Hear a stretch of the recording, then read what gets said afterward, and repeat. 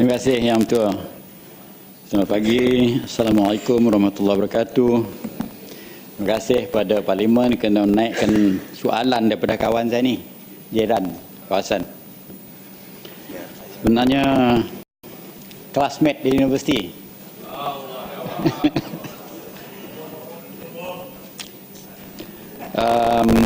Yang Hormat, terima kasih atas soalan tersebut. Sebenarnya Kementerian Dalam Negeri telah bermohon kepada pihak unit perancangan ekonomi negara untuk meluluskan pembinaan CIQ Sarkin ini untuk rancangan rolling plan keempat rancangan Malaysia yang ke-10. Dan ini telah kita pohonkan dan peringkat keutamaan telah diberi oleh pihak kementerian kepada projek ini bersama dengan dua lagi CIQ yang lain, iaitu CIQ Baklalan dan juga kemudahan kuartus immigration bagi depo tahanan Semunja.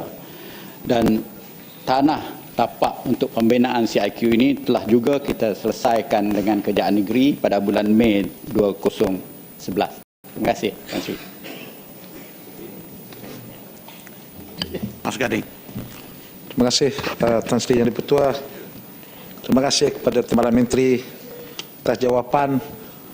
Ya, saya bersetuju, saya faham tapak untuk CIQ ini telah disediakan dengan keluasan 28.413 hektar di tempat yang dikenali sebagai Lot 267 Blok 1 Jagoy Land District. Pembinaan CIQ ini perlu disegerakan oleh kerana ada begitu ramai jiran-jiran kita dari Kalimantan Barat yang memasuki daerah Bauk melalui Serikin. Ya. Pembinaan CIQ ini juga akan memudah perdagangan di antara Sarawak dan Kalimantan Barat. Oleh kerana Serikin itu lebih dekat dengan Kuching kalau kita banding dengan Biawak di Lundu. Sekian, terima kasih.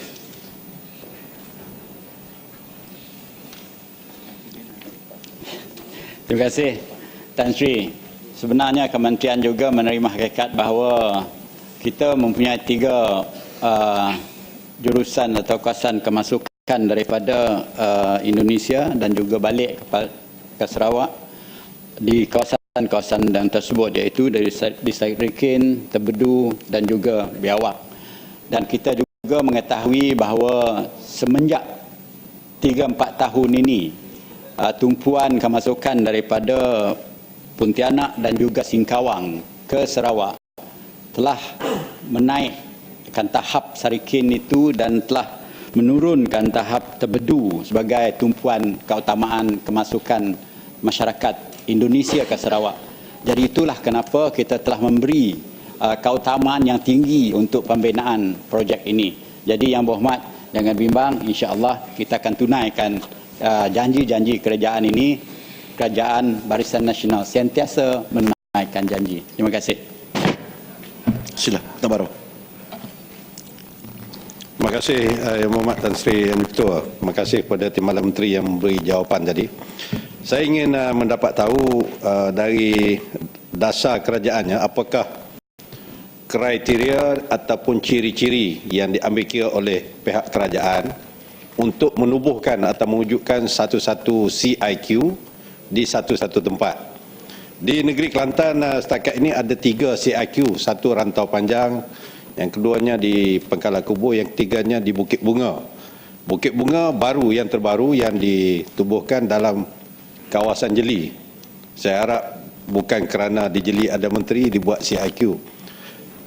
CIQ di Bukit Bunga Kelantan ini anggarkan atau dimaklumkan kosnya 35 juta lebih kurang, dan dibuka beberapa tahun yang lepas. Saya telah dimaklumkan bahawa CIQ yang dibina di Bukit Bunga Kelantan ini ianya dianggap sebagai underuse ataupun kurang digunakan. Pegawai-pegawai yang ada di situ kurang kerja.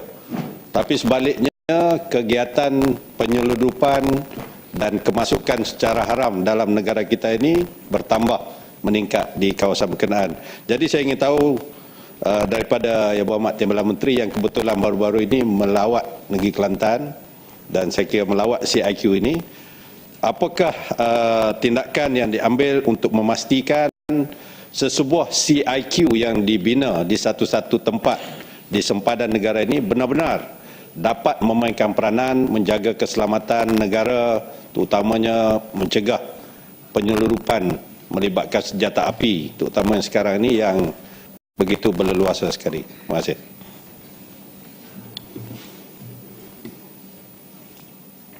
Terima kasih Yang Hormat atas soalan tersebut. Memang betul saya telah melawat ke Kelantan untuk melihat sendiri apa yang berlaku di perbatasan di antara negara Thailand dan Malaysia di sana. Di sana Tan Sri yang betul, kita mempunyai kawasan batasan di antara Malaysia dan Indonesia, Thailand ialah sepanjang 95 kilometer menerusi Sungai Golok dan 32 kilometer di atas tanah. Jadi di sepanjang jalan sungai itu kita juga dapati bahawa ada 140 jeti-jeti haram yang dibina di seluruh Sungai Golok itu. Dan kebanyakan jeti ini telah digunapakai oleh pihak-pihak yang tidak bertanggungjawab menyeludup bermacam-macam perkara di sempadan tersebut. Jadi akhirnya sebagaimana Yang Berhormat sebutkan tadi, akhirnya menurunkan tahap penggunaan CIQ tersebut. Itulah sebabnya kenapa saya telah membuat kunjungan hormat kepada Menteri Besar Kelantan dan bermohon kerjasama untuk supaya di tepian sungai, di reserve sungai itu dikosongkan supaya semua masyarakatnya dipindah dan kita membuat penempatan semula, dan selepas itu satu jagaan yang baik dibuat. Dan baru-baru ini Menteri telah mengumumkan bahawa kita akan membinakan pagar di seluruh perbatasan itu kalau boleh, kalau diluluskan dalam keadaan ekonomi dan sumber keuangan kerjaan. Dan dalam keadaan demikian barulah tiap-tiap CIQ yang ada di Kelantan itu akan digunapakai sepenuhnya. Kerana saya juga melihat sendiri bahawa CIQ berdekatan 100 ela daripada tempat itu atau 1 meter dari tempat itu, kita nampak jeti yang dipakai tapi CIQ tak dipakai. Jadi itulah saya mula-mulanya mencadangkan tiap-tiap CIQ diadakan pagar sekurang-kurangnya 4 ke 5 kilometer supaya dia menjadi jaringan orang menggunakan CIQ dan tidak menggunakan jeti-jeti haram. Dan sekarang Menteri kata kita pagar seluruhannya.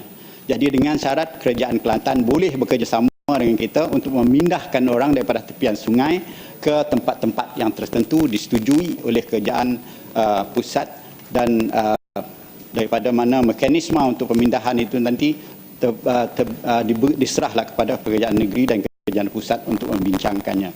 Jadi Yang Hormat, saya amat setuju dan tindakan-tindakan yang khusus telah kita rancang dan kita buat, dan saya berharap Yang Berhormat boleh mendorong Kerajaan Kelantan boleh bekerjasama dengan kita. Terima kasih.